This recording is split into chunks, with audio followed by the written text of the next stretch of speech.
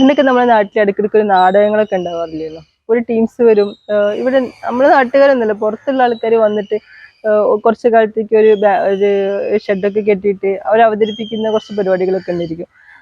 നല്ല രസമായിരുന്നു അത് കണ്ടിരിക്കാൻ. അപ്പം നാടകങ്ങളും ചെറിയ ചെറിയ മാജിക്കുകളും അങ്ങനത്തെ കുറേ പരിപാടികളൊക്കെ ആയിട്ട് എല്ലാ പ്രാവശ്യം ഉണ്ടാവും. എല്ലാ വർഷത്തിലും ഒരിക്കലും അങ്ങനെ ഉണ്ടാവാറുണ്ടായിരുന്നു കേട്ടോ. അത് നല്ല രസമായിരുന്നു കാണുന്നത്. അപ്പം നാട്ടിലെല്ലാവരും കൂടും. അങ്ങനെ ഒരു പരിപാടി ഉണ്ടാകുന്ന സമയത്ത് എല്ലാവരും കൂടി വന്നിട്ട് എല്ലാവരും കൂടി ഒരുമിച്ചിരുന്ന് ഒരു 7 മണിയൊക്കെ ആവുന്ന സമയത്താണ് സ്റ്റാർട്ട് ചെയ്യുക. അപ്പൊ അതിലെ ആ നായകന്മാരും നായികളൊക്കെ നമ്മൾ മനസ്സിലേക്ക് ഭയങ്കരമായിട്ട് അങ്ങോട്ട് ആഴ്ന്നിറങ്ങും. അന്നത്തെ കാലത്ത് ഇത്ര വലിയ സിനിമയും കാര്യങ്ങളും അതിനോടൊക്കെ ആൾക്കാർക്കുള്ള അറ്റാച്ച്മെന്റിനേക്കാൾ ഇതിനോട് ഭയങ്കര ഇഷ്ടമായിരിക്കും. നമ്മളിങ്ങനെ കാണല്ലേ.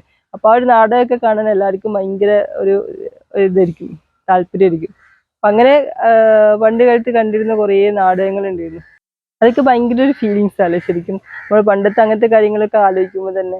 അപ്പോൾ എല്ലാവരും കൂടി ഒത്തൊരുമിച്ച് ഇരുന്ന് വീട്ടിലെ അച്ഛനും അമ്മയും എല്ലാവരും വരും കേട്ടോ. അടുത്തുള്ള അയൽവാസികളും എല്ലാവരും കൂടി ഇങ്ങോട്ട് പോവുക ചെയ്യുക.